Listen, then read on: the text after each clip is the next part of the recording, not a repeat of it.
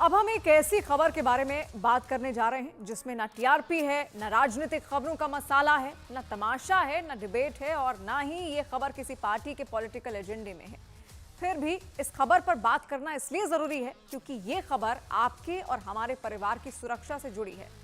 ये खबर उस चाइनीज मांझे से जुड़ी हुई है जो बीते कई सालों में कई लोगों की सरेआम गला काटकर हत्या कर चुका है और करीब 8 दिन बाद मकर संक्रांति के मौके पर मर्डर वाला ये मांझा फिर कई लोगों का गला रेत सकता है। और इसी से लोगों को सावधान करने की कोशिश समाजवादी पार्टी के एक नेता रविकांत विश्वकर्मा ने की है। रविकांत विश्वकर्मा वाराणसी में एक स्टील का सुरक्षा कवच पहनकर वाराणसी की गलियों में घूम रहे हैं। ये सुरक्षा कवच लोगों को यह संदेश देने के लिए है कि अब चाइनीज मांझे से उनकी सुरक्षा इसी तरह हो सकती है। वाराणसी में इससे पहले चाइनीज मांझे से एक मौत को लेकर प्रदर्शन भी हो चुका है। 31 दिसंबर को वाराणसी में चाइनीज मांझे ने 21 साल के विवेक शर्मा का गला काट डाला था और ये मांझा विवेक शर्मा के गले में उस वक्त फंसा जब वो एक फ्लाईओवर से जा रहे थे। वहीं मांझे से गला कटने की वजह से उनकी मौत हो गई। इसी तरह हरिद्वार में 1 जनवरी को चाइनीज मांझे ने अशोक नाम के व्यक्ति की सांस की नली काट दी थी। इससे पहले छत्तीसगढ़ के दुर्ग में भी बाइक चला रहे रामेश्वर को चाइनीज मांझे की वजह से गला कट चुका है और वो आईसीयू में है। यानी पिछले साल चाइनीज मांझा 2 लोगों की गला काटकर हत्या कर चुका है और एक व्यक्ति की जिंदगी खतरे में है। और ऐसी घटनाएं पहली बार नहीं है। हर साल मकर संक्रांति और 15 अगस्त को पतंगबाजी के मौके पर ऐसी खबरें आती हैं। पिछले कुछ सालों में चाइनीज मांझा देश में कई लोगों के गले काट चुका है। दर्जनों लोगों की मौत हो चुकी है, सैकड़ों लोग घायल हो चुके हैं, हजारों की तादाद में पक्षियों की मौत हो चुकी है। यह स्थिति तब है जब पूरे देश में चाइनीज मांझे पर प्रतिबंध है। लेकिन प्रतिबंध के बावजूद मौत बांटने वाला ये मांझा आराम से बाजारों में मिल जाएगा। यहां तक कि चाइनीज मांझे की ऑनलाइन बिक्री भी आराम से हो रही है। इसकी वजह शायद यह है कि देश हित का मुद्दा राजनीतिक पार्टियों के लिए जरूर मुद्दा नहीं है।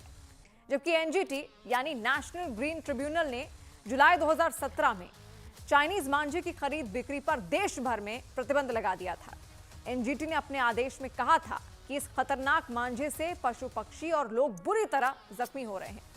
लोगों की मौत की खबरें इसलिए इस चाइनीज मांझे पर बैन लगाया जाता है क्योंकि कई सारी मौत की खबरें सामने आ रही थी। इसके बावजूद शायद नेशनल क्राइम रिकॉर्ड ब्यूरो यानी एनसीआरबी के पास इससे जुड़े आंकड़े अलग से नहीं हैं। दिल्ली पुलिस ने 2022 में दिल्ली हाईकोर्ट में दाखिल एक स्टेटस रिपोर्ट में माना था कि सिर्फ अगस्त 2019 से जुलाई 2022 तक चाइनीज मांझे की वजह से 6 मौत हुई और 8 लोग जख्मी हुए। लेकिन इन 14 मामलों में वो किसी भी केस को सॉल्व नहीं कर सकी थी क्योंकि पता नहीं चल पाया कि चाइनीज मांझे से पतंग उड़ाने वाला आखिर था कौन। इसी मामले में पुलिस ने कोर्ट को भी बताया था कि साल 2017 से 31 जुलाई 2022 तक चाइनीज मांझा बेचने या इस्तेमाल करने के 256 केस दर्ज हुए थे।